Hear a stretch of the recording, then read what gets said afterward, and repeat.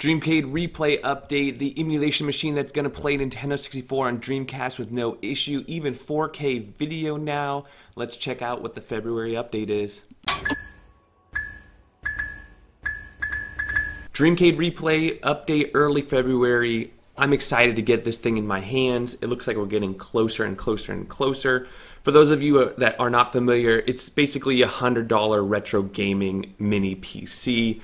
And it has a lot of features that you don't see on some of the competitors. There's a bunch of little mini PCs out there on the market, and this definitely competes with those. But what sets it aside is the software. You can see it on the TV back there.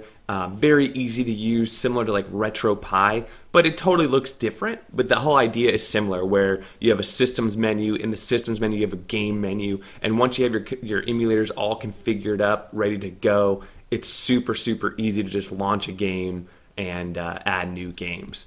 With all that said, what's the update? Well, you have to go to their community website to see the update. A few people are a little bit upset about that, but something to know is you can now join this website without being in the pre-order of the actual system. So as you see here, there's the latest update post 2.1. So for those of you interested, again, this isn't private. You can get access to this forum even if you're not a backer of the project at this point. They recently opened that up. All you would have to do is click on go to the Kickstarter. There's a link there to the community website, and then go to the register button. You do have to register though in order to see the contents of the forum.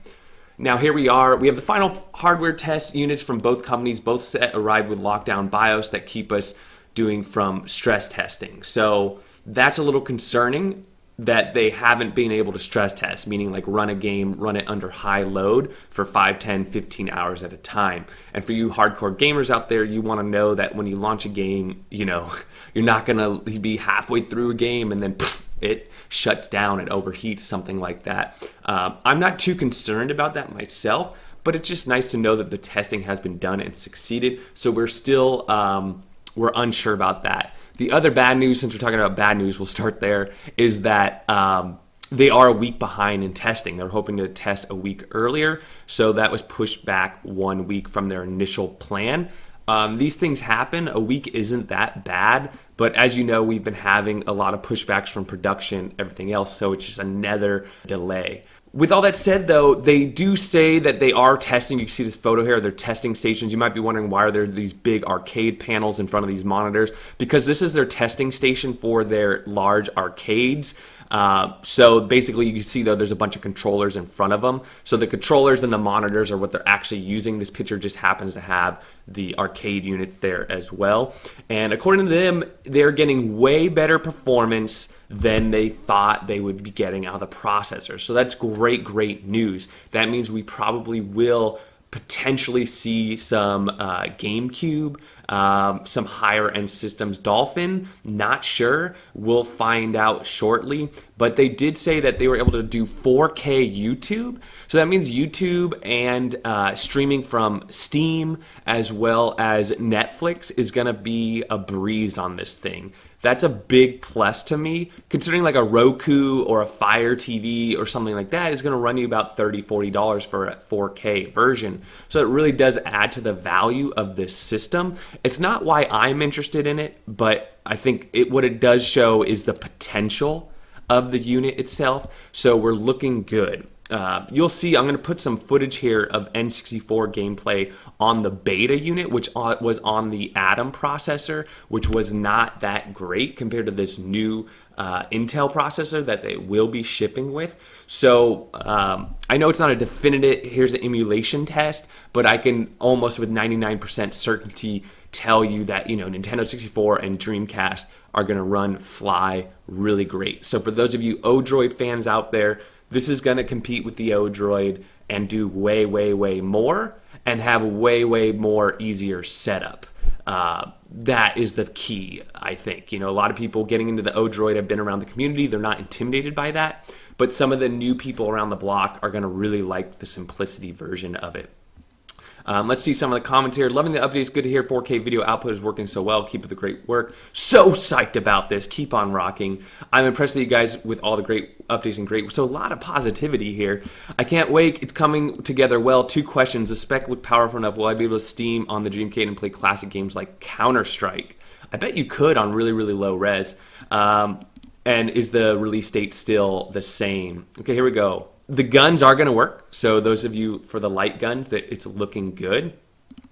I've been streaming Fallout 4, and so that's pretty promising.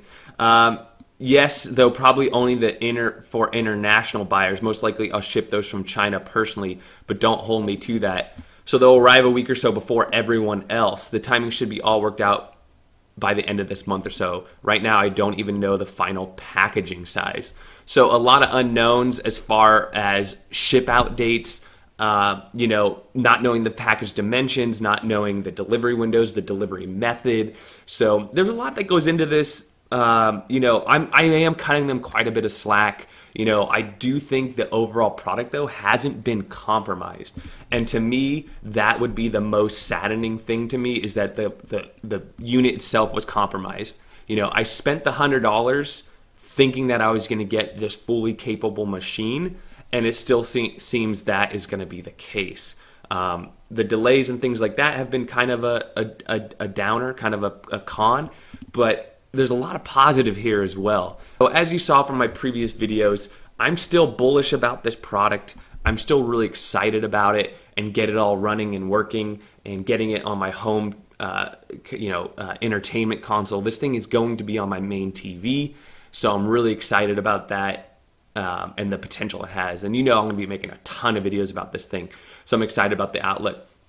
So I want to show you some N64 performance. I just made a video recently, Raspberry Pi 3 Recall Box playing GoldenEye. And here's some GoldenEye footage on this particular unit, on the beta unit, which was running an Atom processor. So you're going to be able to run pretty much the whole Nintendo 64 catalog, no problem whatsoever. You're going to see a similar thing for Dreamcast as well.